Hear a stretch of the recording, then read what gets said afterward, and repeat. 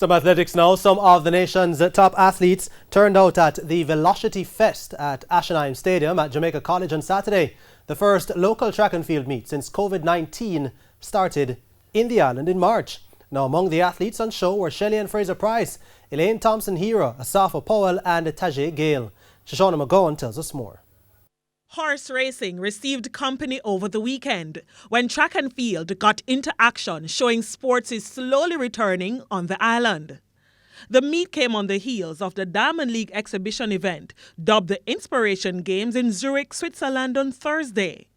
With the sport being used to filling the majority of its 8 lanes, athletes had to adjust to the new conditions, as not competing with COVID-19 protocols in place was a bit unique. All the persons who were invited to put entries were sent out a letter indicating the wearing of masks, indicating not having more than 20 persons gathered together, to manage their teams, appoint someone who would actually be responsible for their participants, to ensure that the protocols were observed. The athletes were socially distanced on track, featuring between 2 and 4 competing per heat. Each lane is about 4 feet apart, so therefore we use lane 2, 4, 6 and 8 to ensure that social distancing would have been maintained. The guidelines for athletes' arrival at the venue, warm-up sessions and time in between each event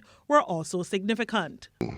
That we did it in such a way to ensure that there was no multiplicity of persons who were going to be in one place at one time.